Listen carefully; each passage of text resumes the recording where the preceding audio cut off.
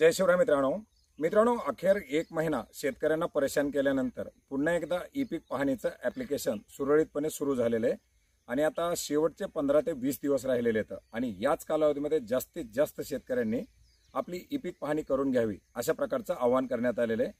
पीक विमा, अतिवृष्टी नुकसान भरपाई किंवा इतरही काही जे काही शासकीय योजनांचे लाभ असतील हे लाभ मिळवण्यासाठी ई पीक पाहणी अतिशय महत्त्वाची आहे आणि हे ॲप्लिकेशन आता सुरू झाल्यामुळे आपल्याला देखील आता ई पीक पाहणी करता येणार आहे। आजच्या व्हिडिओच्या माध्यमातून हीच ई पीक पाहणी या नवीन ॲप्लिकेशनच्या माध्यमातून कशी करायची हे थोडक्यात जाणून घेण्याचा प्रयत्न करणार आहोत। मित्रांनो, याच्यासाठी आपल्याला गुगल प्ले स्टोरवरून ई पीक पाहणीचं ॲप्लिकेशन घ्यायचे। मोबाईलमध्ये जर जुनं ॲप्लिकेशन असेल तर अपडेट करा किंवा ते ॲप्लिकेशन डायरेक्टली डिलीट करून नव्यानं ॲप्लिकेशन इन्स्टॉल करा। ई पीक पाहणीचं 4.0.0 असे नवीन व्हर्जन आलेले नवीन ॲप्लिकेशन आहे। हे ॲप्लिकेशन इन्स्टॉल केल्यानंतर याला जे काही परमिशन मागितल्या जातील त्या सर्व परमिशनला अलाउ ऑल करायचे, कुठली परमिशन डिनाय करू नका।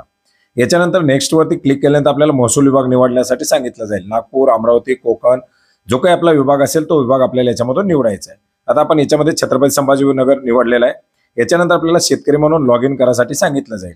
पूर्वीच आपण रजिस्ट्रेशन नोंदणी केलेली असेल तर मोबाईल नंबर टाकून संकेतांक पाठवावरती क्लिक करू शकता किंवा नोंदणी करावरती क्लिक करून सुद्धा आपण आपली नोंदणी करू शकता। आता आपण मोबाईल नंबर टाकून संकेतांक क्रमांक मागितल्यानंतर आपल्या मोबाईलवरती नोंदणी झालेली असल्यामुळे संकेतांक क्रमांक पाठवलेला आहे तो टाकायचा आहे आणि लॉग इन करावरती क्लिक करायचं आहे। लॉग इन करावरती क्लिक केल्यानंतर आपल्याला या ठिकाणी नवीन जी काही माहिती असेल आपली नवीन खातेदार जोडा म्हणून ती माहिती आपल्याला याच्यामध्ये भरायची, ज्याच्यामध्ये आपल्याला सर्वात प्रथम जिल्हा निवडायचा आहे। जिल्हा निवडल्यानंतर याच्यामध्ये आपल्याला तालुके दाखवले जातील, त्याच्यामधून तालुका निवडायचा आहे। तालुका निवडल्यानंतर त्या तालुक्यामध्ये असलेली गावाची नावं दाखवली जातील आणि याच्यामधून ज्या गावामध्ये आपल्याला ई पीक पाहणी करायचे ते गाव निवडायचे आणि नेक्स्ट वरती क्लिक करायचे।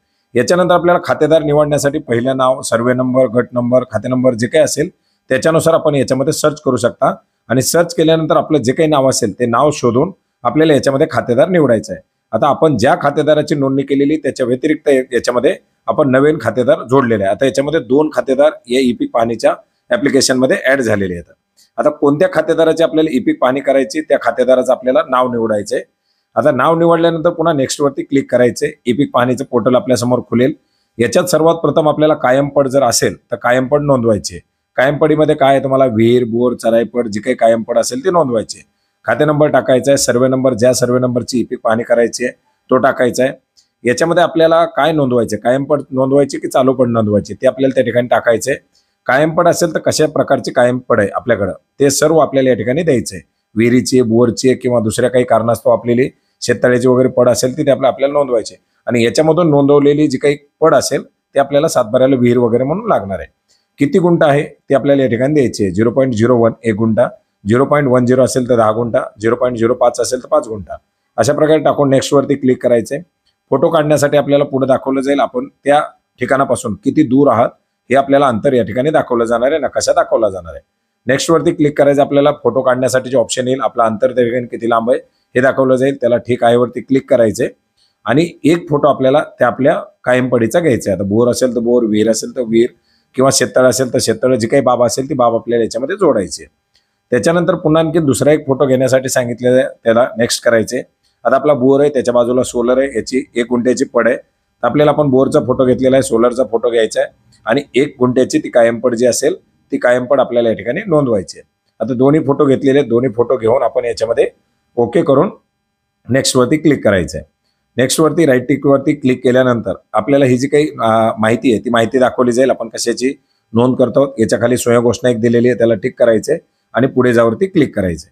ही कायम पड आपली या ठिकाणी नोंदवली गेलेली आहे, माहिती आपली सेव्ह झालेली आहे। याच्या व्यतिरिक्त काही कायम पड नोंदवायची असेल तर नोंदवू शकता।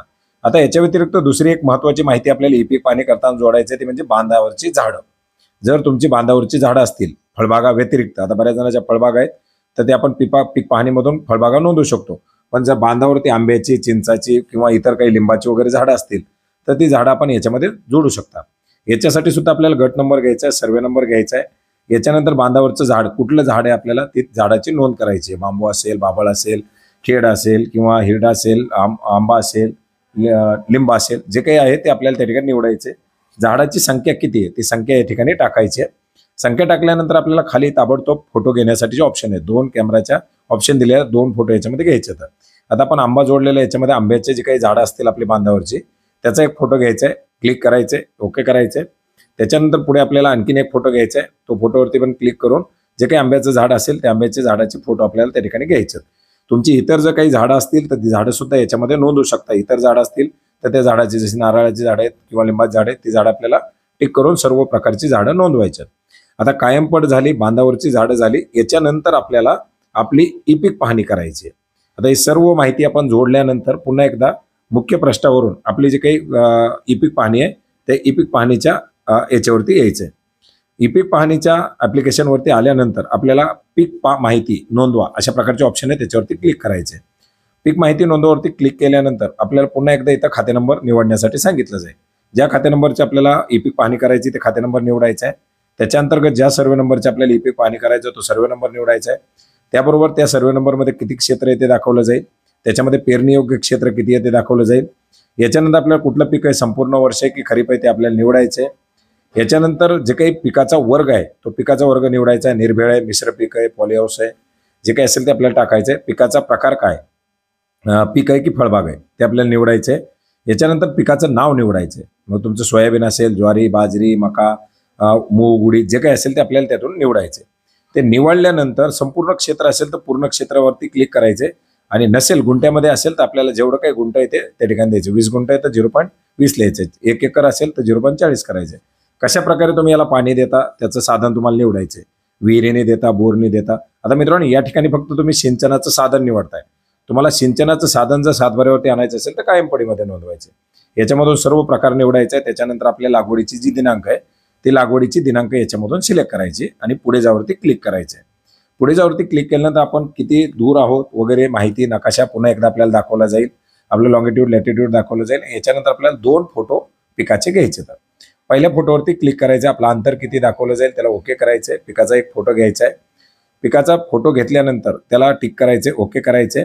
याच्यानंतर पुन्हा एकदा आपल्याला दुसऱ्या पिकाचा म्हणजे दुसरा एक फोटो पिकाचा घ्यायचा आहे. त्याच्या दुसऱ्या फोटोवरती आपल्याला क्लिक करायचं. पुन्हा एकदा आपल्याला कॅमेरा दाखवला जाईल, ऑप्शन दाखवली जाईल.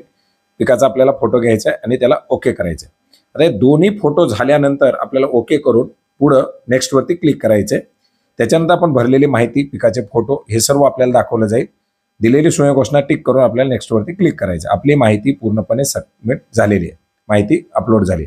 दुसरं जर पीक त्या सर्वे नंबरमध्ये निवडायचं असेल ते निवडू शकता, त्या गटामध्ये निवडायचं असेल निवडू शकता. आणि जी काही आपण माहिती निवडली ती पिकाची माहितीमध्ये आपल्याला पाहता येणार आहे. याला जर डिलीट करायचं असेल डिलीट करू शकता, दुरुस्त करायचं असेल तर दुरुस्त करू शकता. 48 तासापर्यंत आपल्याला दुरुस्ती करता येते. याच्या व्यतिरिक्त जर काही माहिती तुम्हाला अपलोड करायची असेल तर ती जर तुम्ही ऑफलाईन पद्धतीने केलेली असेल तर अपलोड करू शकता. बऱ्याच वेळा नेटवर्क नाही म्हणून आपण ऑफलाईन पद्धतीने ई-पीक पाहणी करतो. तशी असेल तर अपलोडवरती क्लिक करून आपण अपलोड करू शकता. याच्या व्यतिरिक्त जर समजा दुसऱ्या खातेदाराची, आता एकाच ॲप्लिकेशनमधून आपण एकापेक्षा जास्त खातेदाराची माहिती निवडू शकता. तर खातेदार दुसरा निवडून सुद्धा सेम सांगितलेल्या पद्धतीने आपण याच्यामध्ये पिकाची नोंद, आपल्या झाडाची नोंद, कायमपडीची नोंद करू शकता. जर 48 तासामध्ये याच्यामध्ये काही दुरुस्ती करायची असेल, डिलीट करायची असेल, काही चुकीनं तुमच्याकडून झालं असेल तर ते सुद्धा करू शकता. तर मित्रांनो आता ई-पीक पाहणी सुरळीतपणे सुरू झालेली आहे. आपल्या मोबाईलमधील या नवीन ॲप्लिकेशनच्या माध्यमातून आपण ई-पीक पाहणी करू शकता. ॲप्लिकेशनची लिंक तुम्हाला या व्हिडिओच्या डिस्क्रिप्शन बॉक्समध्ये देखील देण्यात आलेली आहे. धन्यवाद.